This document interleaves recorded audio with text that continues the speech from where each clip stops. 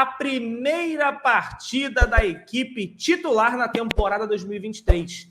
O Mengão vai mandar a campo aí o primeiro jogo oficial de Vitor Pereira à beira do campo. E o provável time, né, que a gente tem para mandar a campo aí, eu vou até pegar aqui para poder falar para a galera, inclusive eu achei que estava nesse link e não está, fui pego de surpresa, mas não tem problema, a gente pega aqui, é que vai ter algumas mudanças baseado no que temos disponível, né? Até porque a gente já vai falar uma coisinha para vocês, muita gente não deve saber, mas tem alguns jogadores que estão de fora ainda. Mas o provável time para enfrentar a Portuguesa é Santos, Varela, Davi Luiz, Léo Pereira e Ayrton Lucas, Thiago Maia, Gerson, Everton Ribeiro e Arrascaeta. Na frente, Gabigol e Pedro. Essa é a provável escalação que a gente tem aí para o jogo de amanhã contra a Portuguesa, que não conta com 2 jogadores, na verdade 3, né? O Bruno Henrique, todo mundo sabe que segue lesionado. O Rodrigo Caio, que está aqui do meu lado, treinou hoje mais cedo com bola, mas ele ainda está sendo preparado. Ele não vai ser lançado só porque está jogando bola lá nos treinos. Ele vai ter ainda todo o processo de cambagem, como o Alan costuma dizer, para ele voltar a ser integrado no elenco e ser relacionado. E o outro nome é o Felipe Luiz, que ainda segue o preparo físico. Por quê? Para quem não lembra, no último jogo, né, do Felipe Luiz na temporada passada, ele acabou sendo lesionado, que foi na final da Libertadores contra o Atlético Paranaense. Então, o Flamengo prega muita cautela, mesmo que os 2 jogadores estejam treinando com bola, para eles voltarem no tempo certo e não acabarem agravando, né, uma futura ou nova lesão que pode atrapalhar o restante da temporada dos 2 jogadores. E aí, Renan, quero saber de você, a sua expectativa para esse confronto de amanhã, que conta aí com o possível retorno de Gerson Coringa, o nosso querido Vapo Vapo aí, de volta ao Flamengo e já pode estrear logo de cara. O que você acha aí? Qual a sua expectativa para esse confronto? Bom, na maioria das vezes, eu tento ser pés no chão ali, cara. Só que quando a gente vê esse elenco do Flamengo, você vê todo mundo ali com passagens por seleção brasileira, alguns jogadores de Copa do Mundo, a gente cria uma expectativa muito grande. Então, assim, eu gostaria de ver, sei que ainda é cedo para você associar isso a um trabalho do Vitor Pereira, mas eu gostaria de ver um jogo com placar bem elástico, cara. Eu gostaria de ver, sei lá, pelo menos uns 4 gols do Flamengo.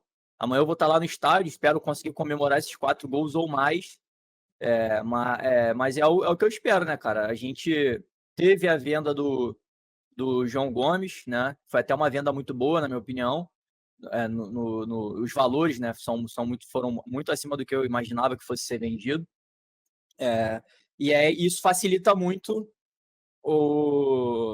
a titularidade do Gerson, né?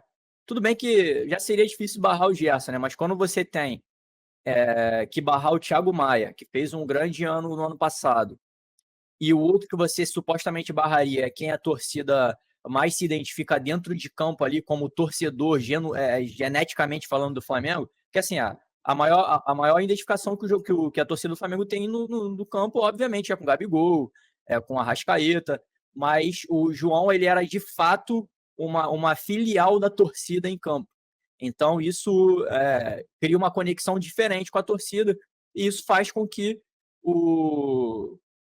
a torcida do Flamengo trate não somente aquilo que no início era apenas um xodó, mas também uma grande promessa e uma realidade, no final das contas. Então, isso dificultaria um pouco a colocação do Gerson logo de cara, sem que a gente olhasse meio que de canto de olho, com medo de ter algum problema de ambiente ali, de ter barrado um jogador ou outro e tal. Então, a gente já logo de cara bota a nossa força máxima, porque o Gerson, ele é a força máxima, ele está dentro daquelas prateleiras que é difícil de você tirar e colocar algum outro jogador no lugar. Então, a gente vai ver o Flamengo com a nossa zaga, que é a zaga que a gente está acostumado já a ver e que jogou muito bem. A gente vai ver o lateral esquerdo, que mudou a partida na final da Libertadores. Ele entra e a dinâmica do Flamengo fica muito, muito maior ali, muito mais veloz, com muito mais intensidade. o que não significa que ele, na minha opinião, seja melhor do que o Filipe Luís, porque o Filipe Luís tem uma capacidade cerebral e tática ali completamente diferente. Pouquíssimos jogadores no Brasil têm essa qualidade. Então eu tenho alguma dificuldade em barrar o Filipe Luís, mas quando o Filipe Luís não joga, graças a Deus que é o que acaba sendo o Ayrton Lucas, que para mim foi uma contratação acertada. E o Varela, cara, no ano passado eu tinha visto grandes indicativos do Varela de se tornar um titular.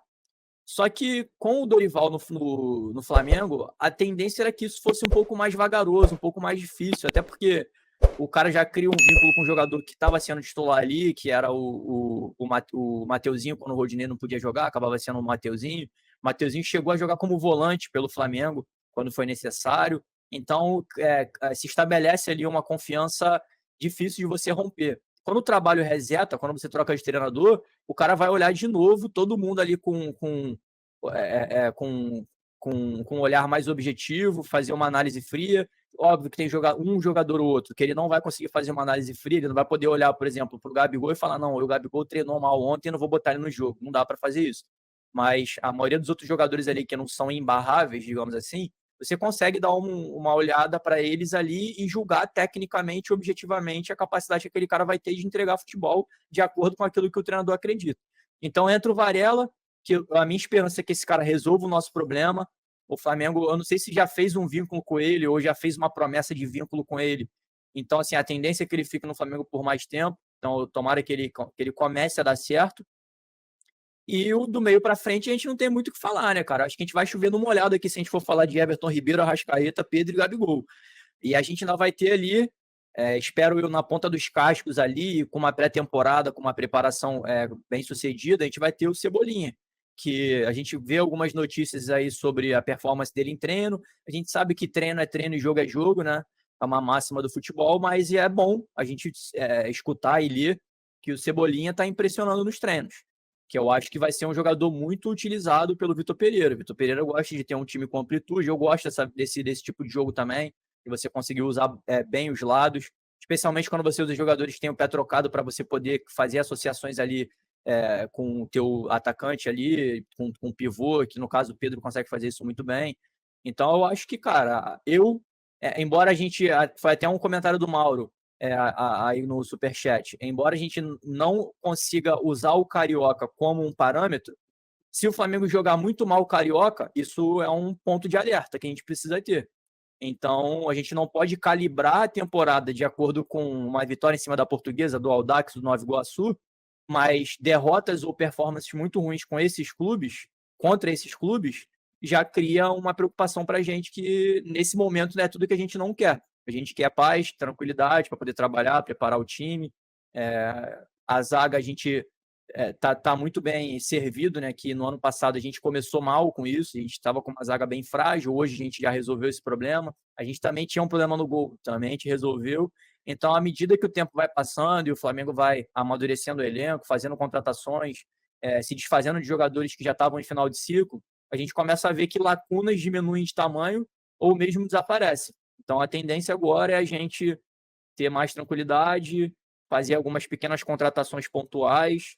A gente já bateu a meta de venda que a gente esperava para esse ano com a venda do João Gomes.